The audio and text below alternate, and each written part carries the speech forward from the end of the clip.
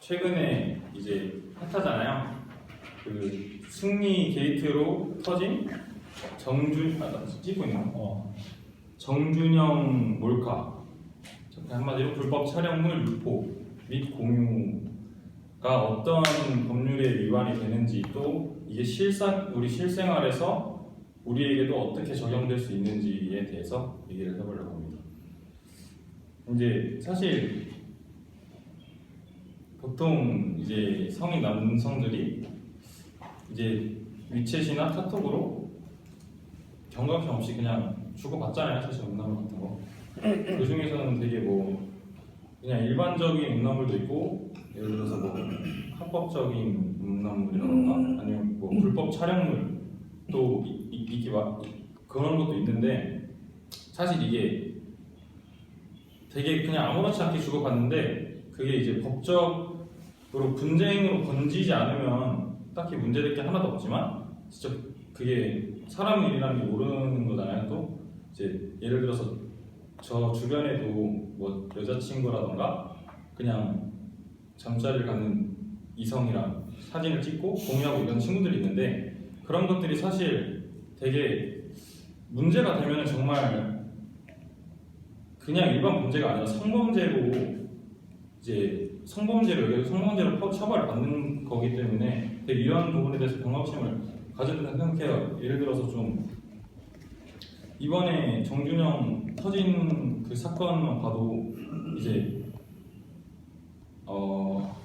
그 원래 보면은 성폭력 불법적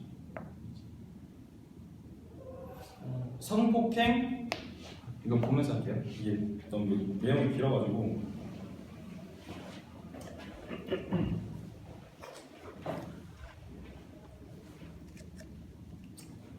성폭력 범죄의 처벌 등에 관한 특례법 제14조에 위반되는 그런 행위인데, 이제 성폭력 범죄의 처벌 등에 관한 특례법 제14조에 불법 촬영물 유포죄 혐의가 이제 있는 거거든요. 이런 경우 같은 경우, 그러니까 정준영 같은 경우에는.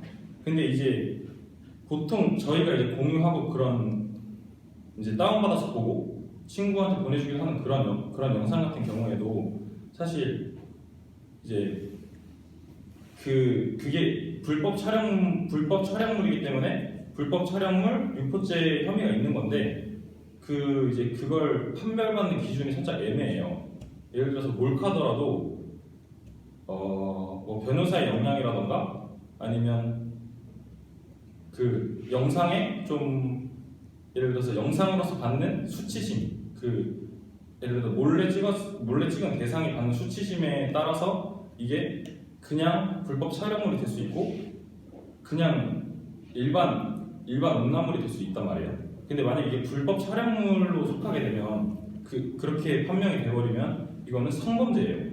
그냥 일반 범죄가 아니라서 성범죄가 되게 되면 일반 징역을 받는 것뿐만이 아니라, 예를 들어서 그 불법 촬영물 유포죄 혐의가 인정되면 원래 5년 이하의 징역 또는 1천만 원 이하의 벌금을 받는데, 이제 그것뿐만이 아니라 불법 촬영물 유포죄는 성범죄로서 여겨지기 때문에 10년간 신상정보 등록 이렇게 한다던가, 아니면 최장 10년간 아동 청소년 관련 기관 등의 취업이 제한된다던가, 아니면 이사를 갔는데 주변 이웃들이라던가 통장이라던가, 그러니까 좀 그 지역을 대표하는 그런 기관에 보고를 해야 된다던가, 이런 성범죄로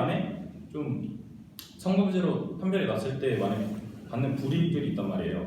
그래가지고 좀 이게 일반 음란물 같은 경우에는 그냥 징역을 받는다던가 아니면 벌금을 받는다던가 좀 이렇게 하고 넘어가는 경우가 대다수인데, 만약에 이게 불법 촬영물로 간주가 되면 내가 찍은 것뿐만이 아니라 이번에 2018년 11월 29일에 이거 성폭력 범죄 처벌 등에 관한 특례법이 제정이 됐어요. 그래서 본인이 촬영한 것뿐만이 아니라 이제 유포를 한다던가 다운을 받고 그냥 그걸 공유하기만 해도 똑같이 처벌을 받을 수가 있는 걸로 개정이 돼서, 이제 그런 것들이 사실 걸릴 일 없지만 보통 걸릴 일이 없다고 생각하고 하잖아요. 경각심 없이. 저도 많이 했었고. 근데 이제 앞으로는 좀 그런 거를 그냥 보는 것도 지양해야 되지만 진짜 다운받고 유포하는 거에 대해서 좀 경각심을 가지고 조심을 해야 됩니다.